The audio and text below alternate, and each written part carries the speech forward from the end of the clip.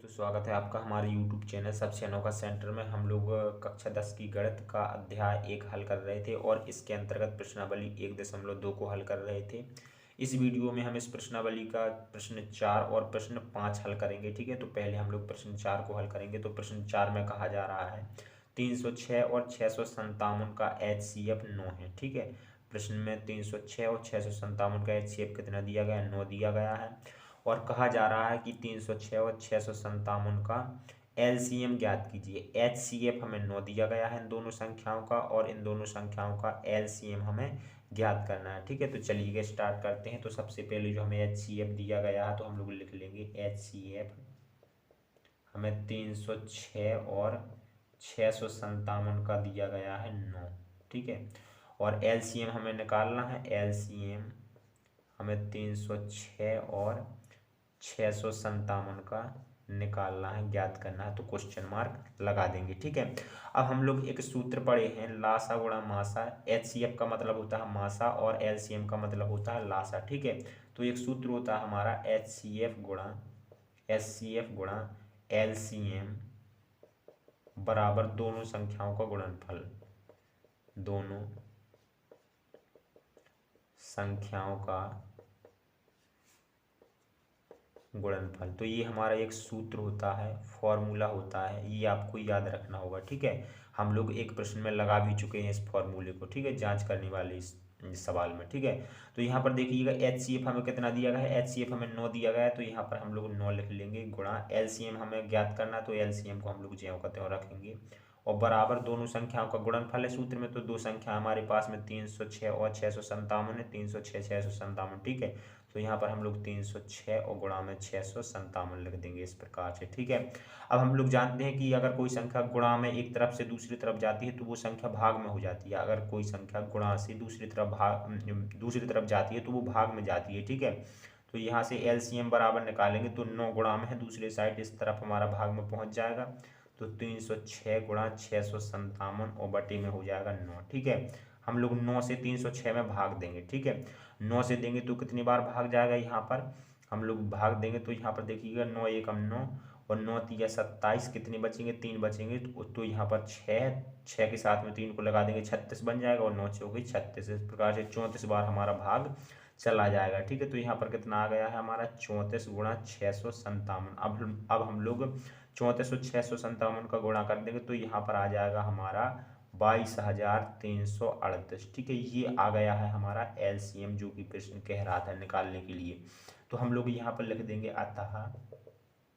अतः एलसीएम 306 और 657 का कितना है? 657 का एलसीएम है हमारा 22,338। ठीक है, तो ये हमारा आंसर हो जाएगा इस प्रश्न का।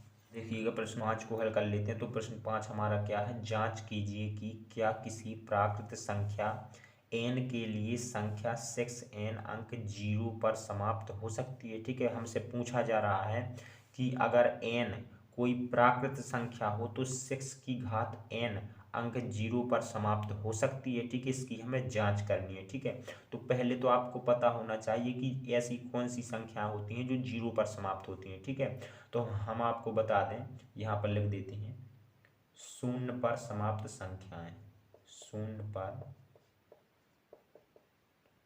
समाप्त संख्याएं।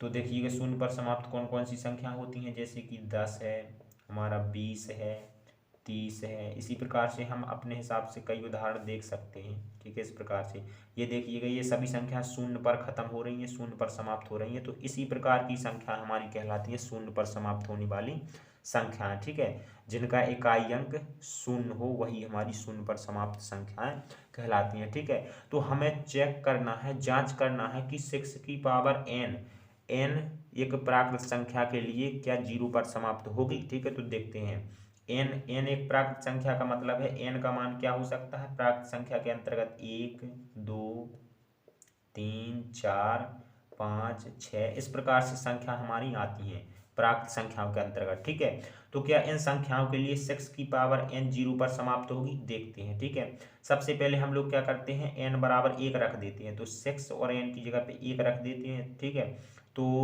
6 की पावर 1 का मतलब है 6 की घात 1 का मतलब है 6, ठीक है। अब देखिएगा, अब हम लोग क्या रखते हैं, अब हम n की जगह पे अब 2 रख देते हैं, ठीक है। तो 6 की पावर 2 का मतलब है 6 की घात 2 का मतलब है 6 गुणा 6, ठीक है। तो इसका गुणा कर देंगे तो छाई छाई कितना हो जाएगा, 36 हो जाएगा, ठीक है। अब हम लोग 6 की घात 3 कर देते हैं, ठीक है। अब हम लोग 6 की घात 3 कर देते हैं, यानी कि अब हम लोग n की जगह पे 3 रख देते हैं। 3 रखेंगे तो 6 की घात 3 का मतलब है 6 गुणा 6 गुणा 6, ठीक है। इनका गुणा कर देंगे, छाई छाई 36, और यहाँ पर हमारा 6 ये बचा। अब हम लोग 6 का गुणा कर देंगे तो छाई छाई 36, 36 की आ जाएंगी हमारी कितनी, 36 की हमारी 6 आ जाएंगी, ठीक है।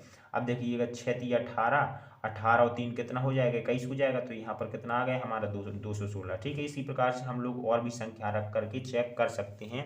तो देखिएगा हमारी, जब हमने n की जगह पे 1 रखा तो हमें 6 मिला, 2 रखा तो हमें 36 मिला, 3 रखा तो हमें 216 मिला, ठीक है। तो इनमें से कोई भी संख्या क्या 0 पर समाप्त हो रही है क्या, इनमें से कोई भी संख्या 0 पर, जैसे कि ये संख्या 0 पर समाप्त हो रही है, ऐसी ये भी समाप्त हो रही है क्या, नहीं हो रही है, ठीक है। अब हो क्यों नहीं रही है, वो उसका कारण हमें देना है, ठीक है। ये हम लोग यहाँ पर लिखेंगे कि जो 6n है वो प्राकृत संख्याओं के लिए 0 पर समाप्त नहीं होगा। अब क्यों नहीं होगा उसका कारण भी हमें देना होगा, ठीक है। तो देखिएगा यहाँ पर हम लोग कारण दे देते हैं। तो यहाँ पर सबसे पहले तो हम लोग देखेंगे कि 6 के गुणनखंड क्या हो सकते हैं, यानी कि हम 6 में किसका भाग जा सकता है। तो यहाँ पर 2 का भाग भी जा सकता है, 3 का भाग भी जा सकता है, और यहाँ पर 1 का भाग भी अगर हम चाहें तो जा सकता है, ठीक है। 1 का भाग तो वैसे सभी संख्याओं में चला जाता है। तो ये संख्या है जिनका भाग इसमें चला जाएगा, यानी कि 6 के गुणनखंड ये हैं, ठीक है। और जब कोई संख्या 0 पर समाप्त होती है तो उसके गुणनखंड हमेशा 2 और 5 होते हैं। क्या होते हैं, 2 और 5 होते हैं, ठीक है। या कह सकते हैं 2 की घात n और 5 की घात m, ठीक है। यानी कि 2 कितनी भी बार आ सकता है और 5 भी चाहे जितनी बार आ सकता है, ठीक है। तो 2 और 5 के रूप में होते हैं जो संख्या 0 पर समाप्त होती है उसके गुणनखंड। और इस जो हमारी संख्या 6 है, यहाँ पर जो हमें संख्या 6 दे रखी है, इसके गुणनखंड क्या है, 2 3 1।